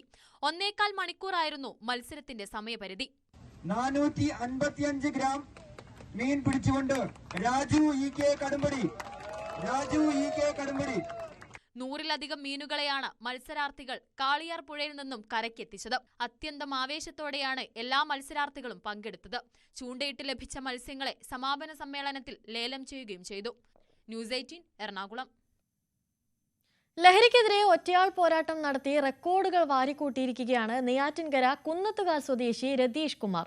കാരോട് മുതൽ കഴക്കൂട്ടം വരെ 50 കിലോമീറ്റർ നിർത്താതെ ഓടിയാണ് നേട്ടം കൈവരിച്ചത്. വേൾഡ് ബുക്ക് ഓഫ് റെക്കോർഡ് ഉൾപ്പെടെ 3 ബഹുമതികളാണ് രതീഷിനെ തേടി എത്തിയത്. യുവാക്കളിലും സമൂഹത്തിലുമുള്ള ലഹരി ഉപയോഗങ്ങൾക്കെതിരെ ലഘുലേഖകളും ബോധവൽക്കരണങ്ങളും ഉയർത്തിക്കൊണ്ടായിരുന്നു നെയ്യാറ്റിൻകര കുന്നത്തുകാൽ സ്വദേശി രതീഷ് കുമാർ എന്ന 38-കാരന്റെ നിർത്താതെയുള്ള ഓട്ടം. കാരോട് മുതൽ കഴക്കൂട്ടം വരെ ബൈപ്പാസിലൂടെ 50 കിലോമീറ്റർ നിർത്താതെ ഓടിയ രതീഷിനെ തേടിയെത്തിയത് India book of record, Asian book of world record, world book record എന്നീ ബഹുമതികളാണ്. എപ്പോഴും നമുക്ക് അല്ലെങ്കിൽ ഈ ഒരു റെക്കോർഡ് വേണം എന്ന് പറഞ്ഞല്ല നമ്മൾ ഒരിക്കലും ഈ പ്രോഗ്രാം ചെയ്തത്. എന്തായാലും നമ്മൾ കിട്ടുന്ന ഇപ്പം നമുക്ക് ഈ റെക്കോർഡുകളിൽ നമുക്ക് നമ്മളെ തേടി അല്ലെങ്കിൽ നമുക്ക് കിട്ടാൻ സാധിച്ചു. അതെൻ്റെ എന്തായാലും നമുക്കൊരു എല്ലാവർക്കായാലും അതൊരു നമുക്കൊരു ജീവിതത്തിലൊരു പ്രചോദനമാണ്.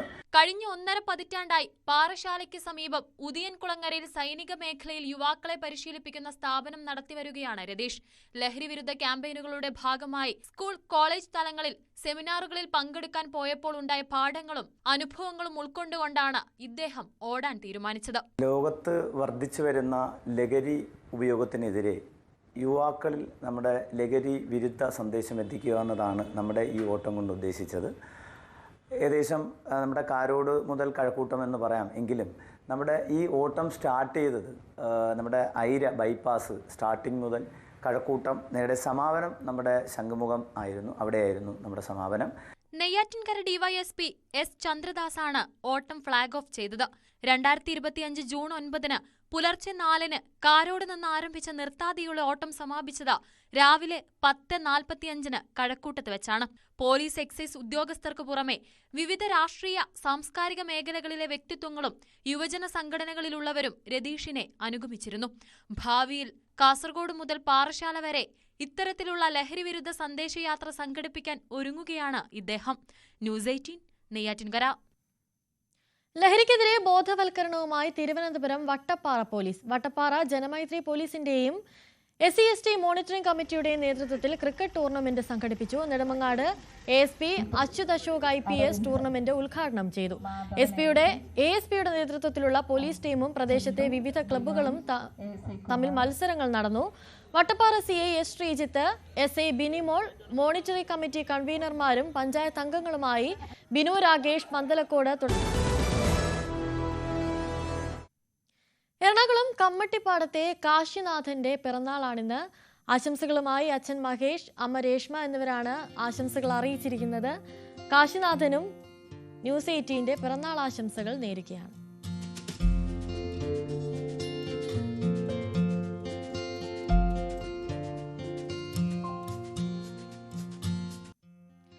ചേലക്കരയിലെ കൃതിക വിപിന്റെ പിറന്നാളാണിന്ന്. ആശംസകൾ അറിയിച്ചിരിക്കുന്നത് അച്ഛൻ, അമ്മ, അച്ചമ്മ, ചേച്ചി എന്നിവരാണ്. കൃതികയ്ക്ക് ന്യൂസ് 18ന്റെയും പിറന്നാൾ ആശംസകൾ നേരുകയാണ്.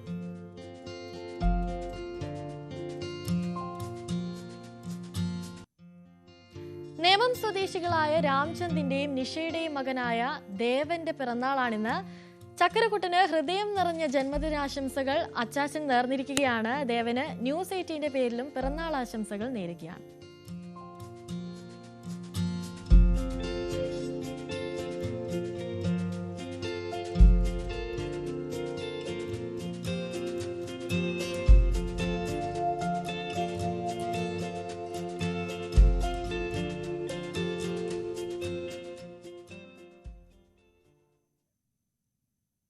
മറ്റൊരു വാർത്തയിലേക്ക് പോകുമ്പോൾ, ജെൻസി കാലത്ത് പേരുള്ളതും പേരില്ലാത്തതുമായ നിരവധി ഡേറ്റിംഗ് പ്രവണതകളാണ് ഉള്ളത്.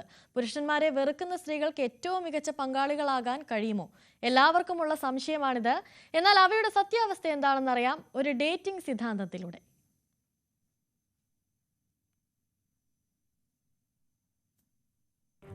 ഒരു വ്യത്യസ്ത ഡേറ്റിംഗ് സിദ്ധാന്തത്തെക്കുറിച്ചാണ് ഇന്ന് നമ്മൾ സംസാരിക്കുന്നത്.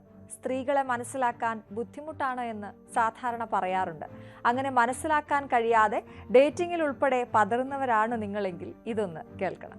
ഡേറ്റിംഗ് ലോകത്ത് എപ്പോഴും പുതിയ പ്രവണതകളും സിദ്ധാന്തങ്ങളും ഉയർന്നു വരാറുണ്ട്. മില്ലനിയൽ തലമുറയേക്കാൾ വേഗത്തിൽ ജെൻസിക്കാർ പുതിയ ഡേറ്റിംഗ് രീതികൾ സ്വീകരിക്കുമ്പോൾ തികച്ചും വിചിത്രവും വിവാദപരവുമായ ഒരു സിദ്ധാന്തം ഇപ്പോൾ ശ്രദ്ധ നേടുകയാണ്. പുരുഷന്മാരെ പരസ്യമായി വെറുക്കുന്നു എന്ന് പറയുന്ന സ്ത്രീകൾ യഥാർത്ഥത്തിൽ ഏറ്റവും മികച്ചതും വിശ്വസ്തരുമായ പങ്കാളികളായിരിക്കുമെന്നതാണ് ആ പുതിയ സിദ്ധാന്തം. ഈ ആശയം ആദ്യമായി കേൾക്കുമ്പോൾ വിരോധാഭാസമായി നിങ്ങൾക്ക് തോന്നാമെങ്കിലും ഇതിന് പിന്നിൽ ശക്തമായ ചില ന്യായീകരണങ്ങൾ ഉണ്ടെന്ന് സോഷ്യൽ മീഡിയയും ഡേറ്റിംഗ് വിദഗ്ധരും ചൂണ്ടിക്കാട്ടുന്നു.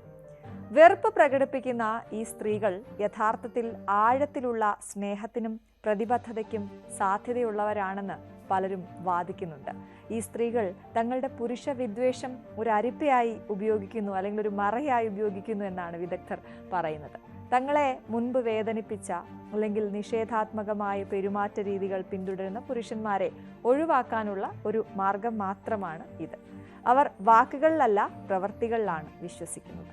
അതുകൊണ്ട് തന്നെ വാഗ്ദാനങ്ങൾ മാത്രം നൽകുന്നവരെയല്ല, മറിച്ച് തങ്ങളുടെ പ്രവൃത്തികളിലൂടെ സ്നേഹവും ബഹുമാനവും തെളിയിക്കുന്നവരെയാണ് അവർ തിരഞ്ഞെടുക്കുന്നത്. യഥാർത്ഥത്തിൽ ഈ സ്ത്രീകൾ എല്ലാ പുരുഷന്മാരെയും വെറുക്കുന്നവരല്ല, മറിച്ച് തങ്ങളെ സംരക്ഷിക്കാൻ ശ്രമിക്കുന്നവരാണ്. മുൻകാല ബന്ധങ്ങളിൽ നിന്നും ലഭിച്ച മോശം അനുഭവങ്ങൾ, വഞ്ചന അല്ലെങ്കിൽ ബഹുമാനക്കുറവ് എന്നിവയിൽ നിന്ന് ഉരുത്തിരിഞ്ഞ ഒരു പ്രതിരോധ കവചമാണ് അവരുടെ ഈ വിദ്വേഷം. ഈ പ്രതിരോധം തങ്ങളുടെ ആത്മാഭിമാനം സംരക്ഷിക്കാനും വീണ്ടും മുറിവേൽക്കപ്പെടാതിരിക്കാനും ആണ് അവരെ സഹായിക്കുന്നത്. എല്ലാ പുരുഷന്മാരും അങ്ങനെയല്ല എന്ന ഒരു വാചകം ഒരു പ്രതിരോധമായി മാത്രം ഉപയോഗിക്കാതെ അത് ജീവിതത്തിൽ പ്രാവർത്തികമാക്കുന്ന പങ്കാളികളെയാണ് അവർ തേടുന്നത്. പുരുഷന്മാരെക്കുറിച്ച് അവർ വിമർശിക്കുന്ന കാര്യങ്ങൾ തന്നിലില്ലെന്ന് പ്രവൃത്തിയിലൂടെ തെളിയിക്കുന്ന ഒരാളെയാണ് ഇത്തരം സ്ത്രീകൾക്ക് ആവശ്യം.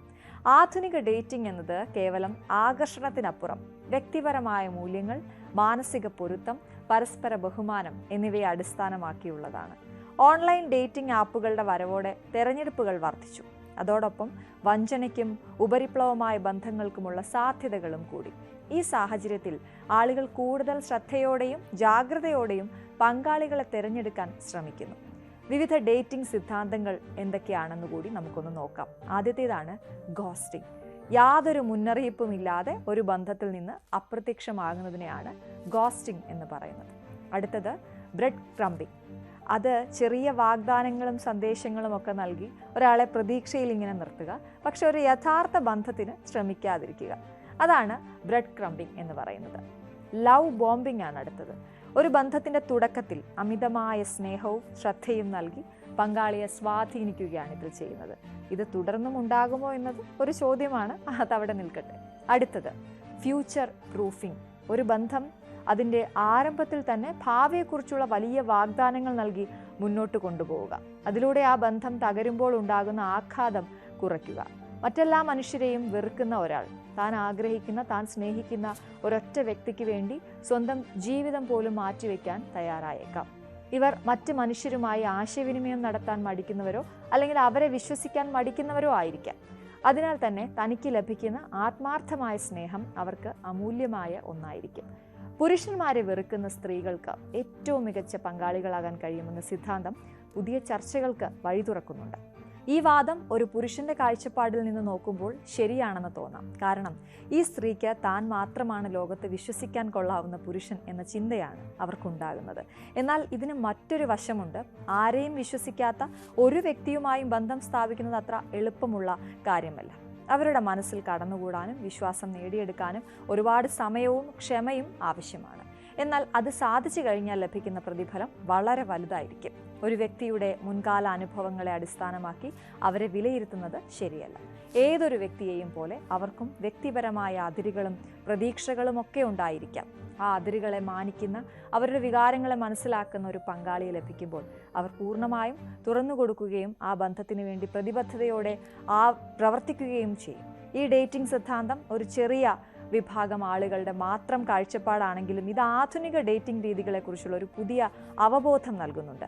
ഉപരിപ്ലവമായ ബന്ധങ്ങൾക്കപ്പുറം ആത്മാർത്ഥത, വിശ്വാസം, പരസ്പര ബഹുമാനം എന്നിവയ്ക്ക് പ്രാധാന്യം നൽകുന്ന ഒരു സമൂഹത്തിലേക്ക് നമ്മൾ മാറിക്കൊണ്ടിരിക്കുന്നു എന്നതിൻ്റെ സൂചന തന്നെയാണ് ഇത്.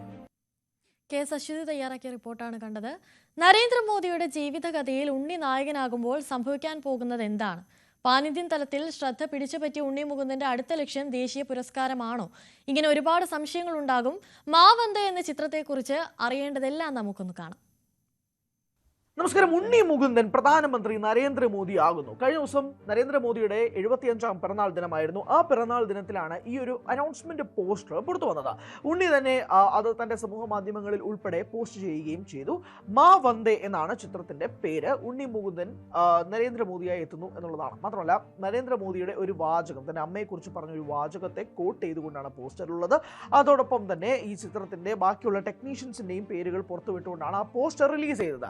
എന്തായാലും ക്രാന്തികുമാർ CH ആണ് ഈ സിനിമ സംവിധാനം ചെയ്തത്. ടെക്നിക്കലി വളരെ ബ്രില്യൻ്റ് ആയിട്ടുള്ള പല താരങ്ങളും ഇതിലുണ്ട്. സാബു സുറിൽ, ശ്രീകാന്ത് പ്രസാദ്, സെന്തിൽ കുമാർ, അങ്ങനെ ടെക്നിക്കലി വളരെ ബ്രില്യൻ്റ് ആയിട്ടുള്ള ഇന്ത്യൻ സിനിമയെ തന്നെ ഏവരും ഉറ്റുനോക്കുന്ന പ്രധാനപ്പെട്ട ടെക്നിക്കലി ആളുകളൊക്കെ തന്നെയാണ് ഇതിന്റെ അണിയർ പ്രവർത്തകരായിട്ട് നിൽക്കുന്നത്. അപ്പോൾ തന്നെ ഇതൊരു തെലുങ്ക് സിനിമ അല്ലെങ്കിൽ ഇതൊരു തെലുങ്ക് ചിത്രമാണ് എന്നുള്ള കാര്യത്തിൽ തർക്കമൊന്നുമില്ല. തെലുങ്കിലായിരിക്കും ഈ സിനിമ ഷൂട്ട് ചെയ്യപ്പെടുക. മാത്രമല്ല എല്ലാ ഇന്ത്യൻ ലാംഗ്വേജസിലും ഈ സിനിമ ഡബ് ചെയ്യപ്പെടുന്നുണ്ട് എന്നുള്ളത് ഒരു വാചകം. ഇംഗ്ലീഷിലും ഈ സിനിമ ഡബ് ചെയ്യപ്പെടുന്നുണ്ട്. ഇനി ഒരു 2-3 കാര്യങ്ങളാണ് ഈ സിനിമയെ പറ്റി നമുക്ക് സംസാരിക്കാനുള്ളത്. ഒന്ന്, ഉണ്ണി മുകുന്ദൻ്റെ വളർച്ച. ഉണ്ണി മുകുന്ദനെ നമുക്കറിയാം, നമ്മൾ 2010-12 മുതൽ തന്നെ ഉണ്ണി മുകുന്ദനെ കാണുന്നതാണ്. ചെറിയ റോളുകളിലൂടെ വന്ന് പിന്നെ മല്ലു സിംഗിലൂടെ മലയാളി പ്രേക്ഷകരുടെ സ്ഥിരം സാന്നിധ്യമായി. അതിനുശേഷം ഉണ്ണി ഇങ്ങനെ ചെറുതും വലുതുമായ പല സിനിമകളും ചെയ്ത് ഒരു അപ്പ് ആൻഡ് ഡൗൺ ഗ്രാഫാണ് ഉണ്ണിക്ക് ഇങ്ങനെ പൊയ്ക്കൊണ്ടിരുന്നത്. അതിനുശേഷം ഒരു ആക്ഷൻ ഹീറോ ആയിട്ട് ഉണ്ണി മുകുന്ദൻ മാറുമെന്ന് പ്രതീക്ഷ എടുത്തതാണ് പല കുടുംബ സിനിമകളും ഉണ്ണി ചെയ്ത് മറ്റൊരു ട്രാക്കിലേക്ക് പോയത്. വീണ്ടും ഒരു ആക്ഷൻ റോളിലേക്ക് വന്ന ഒരു സിനിമ, ഇന്ത്യ ഒട്ടാകെ തരംഗമായി മാറിയ, എല്ലാവരുടെയും ഹാർട്ട് ത്രോബായി മാറിയ ഒരു സിനിമയാണ് മാർക്കോ. പാൻ ഇന്ത്യൻ തലത്തിലേക്ക് റീച്ച് നേടിയതോടുകൂടി തന്നെ ഉണ്ണി മുകുന്ദൻ എന്ന സ്റ്റാറും വളർന്നു. ഇന്ത്യ ഒട്ടാകെ തന്നെ അറിയപ്പെടുന്ന ഒരു ഇന്ത്യൻ മാസ് ഹീറോ ആയിട്ട് ഉണ്ണി മുകുന്ദൻ മാറിയത് ഈ സമയം കൊണ്ടാണ്. അപ്പോൾ അങ്ങനെ വളർന്ന ഉണ്ണി മുകുന്ദൻ സ്വാഭാവികമായിട്ടും മറ്റ് സിനിമാ ഇൻഡസ്ട്രികളിലേക്കും പറക്കും. ആ പറന്നതിൻ്റെ ഏറ്റവും വലിയ ഉദാഹരണമാണ് മാ വന്ദേ എന്ന സിനിമയിലൂടെ തന്നെ നമുക്ക് മനസ്സിലാക്കാൻ സാധിക്കുന്നത്. ഒരു ആക്ഷൻ പരിവേഷം കിട്ടിയ ഈ ഒരു നടന് ഇപ്പോൾ തെലുങ്കിൽ പോയി, ഇപ്പോൾ ഈ സിനിമയിൽ തന്നെ ആക്ഷൻ ചെയ്യുന്നത് കിങ് സോളമനാണ് മാ വന്ദേ എന്ന സിനിമയിൽ. അപ്പോൾ ഇതൊരു ആക്ഷൻ ഓറിയൻറ്റഡ് സിനിമയായിരിക്കും എന്ന കാര്യത്തിൽ തർക്കമൊന്നുമില്ല. അപ്പോൾ ഈ സിനിമയിലേക്ക് വരുമ്പോഴേക്കും ഉണ്ണി എന്ന സ്റ്റാർ വലിയ രീതിയിൽ വളർന്നു എന്നതിൻ്റെ പ്രൈം എക്സാമ്പിളാണ് മാ വന്ദേ. ഇപ്പം 2 കാര്യങ്ങൾ ഇതിൽ പറയാം. ഒന്ന്, നരേന്ദ്രമോദി എന്ന നമ്മുടെ പ്രധാനമന്ത്രിയായിട്ട് ഉണ്ണി മുകുന്ദൻ കൈകാര്യം ചെയ്തതോടെ വേഷം എടുക്കുന്നതോടുകൂടി തന്നെ ഇന്ത്യയിൽ ഒട്ടാകെ തന്നെ എങ്ങനെയാണ് ഒരു ആക്ഷൻ പരിവേഷം ഉണ്ടായിരുന്ന ഉണ്ണി മുകുന്ദനെ മറ്റൊരു തലത്തിലേക്കും കൂടി ആളുകൾ കാണും. അപ്പോൾ മോദിയുടെ ആർഡൻ ഫോളോവേഴ്സ് ആയിരുന്ന പല ആരാധകരും കൂടി ഉണ്ണി മുകുന്ദൻ്റെ സ്റ്റാർ വാല്യൂവിനെ കൂടി നോക്കിക്കൊണ്ട് ഉണ്ണി മുകുന്ദൻ്റെ ഫോളോവേഴ്സായിട്ട് മാറാനുള്ള സാധ്യത വളരെയധികം വലുതാണ്. രണ്ട്, മറ്റു തരത്തിലുള്ള ഒരു ആംഗിൾ വരുന്നത് എന്താണെന്ന് വെച്ചാൽ ഉണ്ണി മുകുന്ദന് നാഷണൽ അവാർഡ് വേണം. അങ്ങനെ ഒരു ദേശീയ അവാർഡിന് വേണ്ടിയിട്ടുള്ള ഉണ്ണി മുകുന്ദൻ്റെ ശ്രമമാണോ ഇത് എന്നുള്ള രീതിയിലേക്കും മറ്റൊരു വിഭാഗം പറയുന്നുണ്ട്. എന്തൊക്കെയായാലും ഇതൊരു അഭിമാനമാണ് മലയാള സിനിമയെ സംബന്ധിച്ചിടത്തോളം. മലയാളത്തിൽ നിന്നൊരു നായകൻ, ഒരു യുവനായകൻ, നരേന്ദ്രമോദിയെ പോലൊരു പ്രധാനമന്ത്രി, ലോകമൊട്ടാകെ ഉറ്റുനോക്കുന്ന ഒരു വ്യക്തിയെ സിനിമയിൽ അവതരിപ്പിക്കുക എന്ന് പറയുന്നത് മലയാളികളെ സംബന്ധിച്ചിടത്തോളം വളരെ അഭിമാനമുണ്ടാക്കുന്ന ഒരു കാര്യം തന്നെയാണ്. ഉണ്ണി മുകുന്ദൻ തെലുങ്കിൽ പോയിട്ടാണ് സിനിമ ചെയ്യുന്നതെങ്കിലും ചെയ്തത് ഒരു മലയാളിയല്ലേ, ചെയ്യുന്നത് നമ്മുടെ ഉണ്ണി മുകുന്ദനല്ലേ. അപ്പോൾ ആ ഒരു ഉണ്ണി മുകുന്ദൻ എന്ന് പറയുന്ന ഒരു ഫെയിം, ആ ഒരു വ്യക്തിയെ വേറൊരു തലത്തിലേക്ക് ഈ സിനിമ മാറ്റുമെന്ന കാര്യത്തിലും തർക്കമൊന്നുമില്ല. അപ്പോൾ അങ്ങനെ വരുമ്പോഴാണ് ഉണ്ണി മുകുന്ദൻ്റെ ഗ്രാഫിന് പോകാൻ പോകുന്ന ഒരു ദിശ, ആ ഒരു വഴി എന്നത് വളരെ സന്തോഷമുണ്ടാക്കുന്ന ഒരു കാര്യമായിട്ട് മാറിക്കൊണ്ടിരിക്കുന്നത്. പ്രത്യേകിച്ച് മലയാളത്തിലെ പ്രധാനപ്പെട്ട താരങ്ങൾ പല ഇൻഡസ്ട്രികളും കീഴടക്കിക്കൊണ്ടിരിക്കുന്ന ഈ ഒരു വേളയിൽ ഉണ്ണി മുകുന്ദൻ തെലുങ്കിൽ പോയി അവിടുത്തെ ഇൻഡസ്ട്രിയെ കീഴടക്കാൻ കഴിയുന്ന രീതിയിലൊരു പ്രോജക്റ്റായിട്ട് മാവന്തേ മാറട്ടെ എന്നുള്ളത് മറ്റൊരു കാര്യവുമായിട്ട് നിലനിൽക്കുന്നു. അപ്പോൾ ഇങ്ങനെ മൊത്തത്തിൽ ഈ സിനിമയുമായി ബന്ധപ്പെട്ട് കഴിഞ്ഞ ദിവസം മുതൽ ഇന്ത്യ ഒട്ടാകെയുള്ള മാധ്യമങ്ങൾ ചർച്ച ചെയ്യുമ്പോൾ ഇതിൻ്റെ ഷൂട്ടിംഗ് എന്നാണെന്നോ ഇതിൻ്റെ കാര്യത്തെ സംബന്ധിച്ച് യാതൊരു വ്യക്തതയും നിലവിൽ വന്നിട്ടില്ല. പക്ഷേ ഉണ്ണി എന്ന വ്യക്തിയുടെ, ഉണ്ണിയുടെ ഒരു സ്റ്റാർ മെറ്റീരിയലിനെ മറ്റൊരു തലത്തിൽ യൂസ് ചെയ്യാൻ പോകുന്നൊരു സിനിമയായിട്ട് ഇത് മാറുമ്പോൾ പൊളിറ്റിക്കലി ഇതെങ്ങനെയായിരിക്കാം ഈ സിനിമ ചർച്ച ചെയ്യപ്പെടുക? നരേന്ദ്രമോദിയുടെ ജീവിതമാണോ സംസാരിക്കുന്നത്? നരേന്ദ്രമോദിയുടെ രാഷ്ട്രീയക്കാരനാണോ സംസാരിക്കുന്നത്? നരേന്ദ്രമോദിയും അമ്മയും തമ്മിലുള്ള ഒരു ബോണ്ടിംഗ് ആണോ ഈ സിനിമ സംസാരിക്കുന്നത്? ഇതുമായി ബന്ധപ്പെട്ടുള്ള ഒരുപാട് കാര്യങ്ങളുണ്ട്. അല്ലെങ്കിൽ നരേന്ദ്രമോദി എന്ന വ്യക്തിയുടെ ജീവിതത്തെക്കുറിച്ച് മാത്രമാണോ ഈ സിനിമ സംസാരിക്കുന്നത്? ഒരുപാട് ചോദ്യങ്ങൾ അവശേഷിപ്പിക്കുകയാണ് കഴിഞ്ഞ ദിവസം ഈ വന്ന പോസ്റ്ററുകളോടുകൂടെ. അതുകൊണ്ട് തന്നെ ഉണ്ണി മുകുന്ദൻ ഇത് പോർട്രേ ചെയ്യുന്നതോടുകൂടി എങ്ങനെയായിരിക്കാം ഈ കഥാപാത്രത്തെ മാറ്റുക, ഏത് രീതിയിലൊക്കെ ഈ ഇന്ത്യ ഒട്ടാകെ തന്നെ ഈ സിനിമ സംസാരിക്കപ്പെടും എന്നുള്ള വലിയ ബേർഡനും വലിയ പ്രതീക്ഷയും ഈ സിനിമയുടെ അണിയർ പ്രവർത്തകർക്ക് ഒട്ടാകെ തന്നെ ഉണ്ട്. അത് എങ്ങനെയായിരിക്കും എന്നതിനെ സംബന്ധിച്ച് നമുക്ക് അപ്ഡേറ്റുകൾക്കായിട്ട് കാത്തിരിക്കേണ്ടതുണ്ട്. എന്തായാലും അഭിമാനിക്കാം, ഉണ്ണി മുകുന്ദൻ നരേന്ദ്രമോദിയായി എത്തുമ്പോൾ. MS ഹരികൃഷ്ണൻ തയ്യാറാക്കിയ റിപ്പോർട്ടാണ് കണ്ടത്. അങ്ങനെ രാവിലെയുടെ സമയം ഇവിടെ പൂർണ്ണമാവുകയാണ്. വാർത്തകളും വിശേഷങ്ങളും ഒക്കെയായി നാളെ വീണ്ടും കാണാം. രാവിലെ പൂർണ്ണമാവുകയാണ്. ഇടവേളയ്ക്ക് ശേഷം പോലീസ് പെട്രോൾ കാണാം. നമസ്കാരം.